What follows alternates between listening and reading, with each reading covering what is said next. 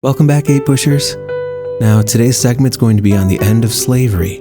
We'll see incredible gains for the rights of Black Americans after the Civil War ends. However, what's most alarming is the fact that rights, we can't take them for granted. Because after 1877, when Reconstruction ends, the amount of rights that are walked back and taken away is terrifying.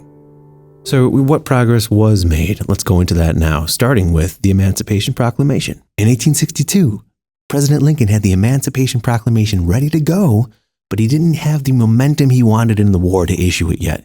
So he was waiting for the tide of the war to turn in some way, shape, or form, and the closest thing to it would be the Battle of Antietam Creek, Sharpsburg, Maryland, that would do it. So Robert E. Lee and the Confederate forces would only try to invade Union territory 2 times, and spoilers, they will fail both times. The first of 2 will be at Antietam. This was the momentum that Lincoln was looking for. On September 17th, the Battle of Antietam is won. On September 22nd, Lincoln is going to issue the Emancipation Proclamation.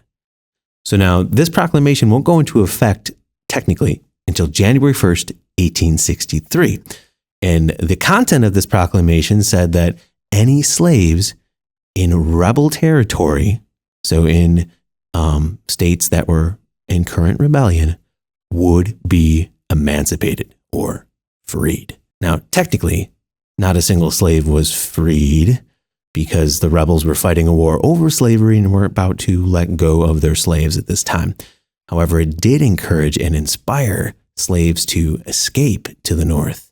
Now, Lincoln was very strategic about not emancipating slaves in border territories. The reason why was early in the war, he wanted to keep Missouri, Kentucky, Delaware, Maryland all loyal to the Union and not have second thoughts and defect to the Confederacy. Lincoln earns his nickname as the Great Emancipator as hundreds of thousands of slaves leave their plantations and escape to the North. An extra added benefit of the Emancipation Proclamation is that the British and French, especially the British, had considered supporting the South, the Confederacy, in this war.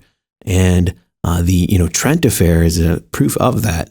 However, the Emancipation Proclamation frees slaves in rebel territories, and it makes this war to some extent about slavery, and Britain does not want to be on the side of supporting slavery.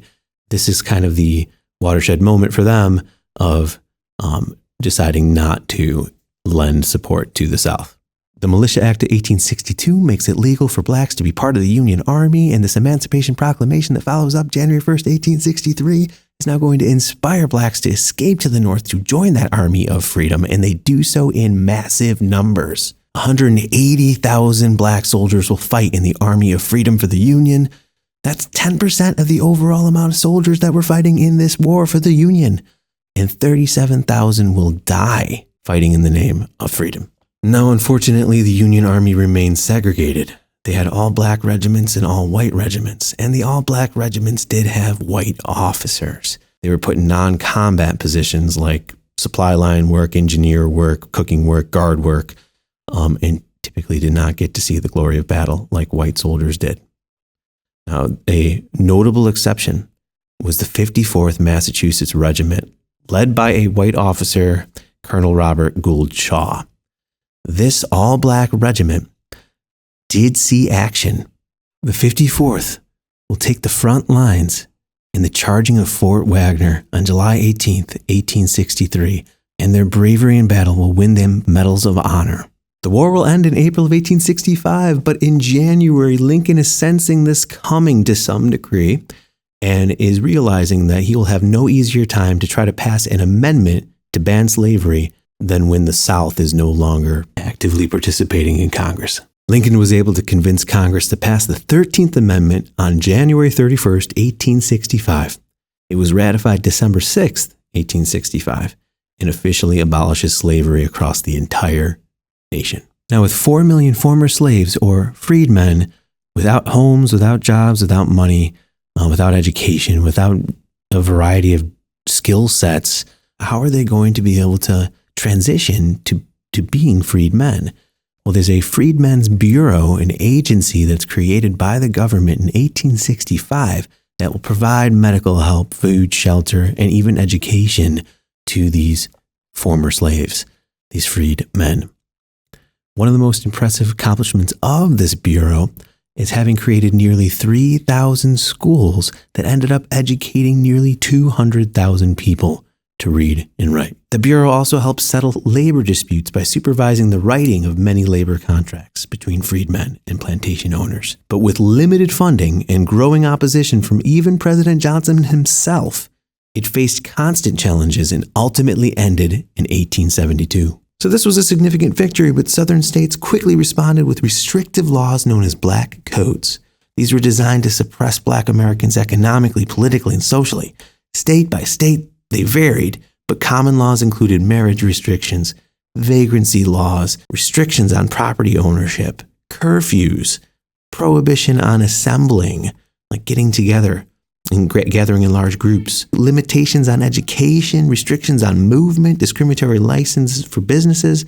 A lot of different restrictions were being put on Black Americans at this time. In the Louisiana Black Code here and the Mississippi Black Code provided, you could see specific sections and some of the examples of what they would prohibit. Freedmen were constantly deprived of their natural rights, so it became time to fight for laws to protect them. The Civil Rights Act of 1866 will be the first legislation to try to ensure that all of these freedmen are considered citizens and that they are deserving of the rights of citizens. Now, since it's just an act, it's easy for this to be overturned once Southern states start returning to the Union. Something more permanent would be an amendment. And that's the idea behind getting the 14th Amendment passed.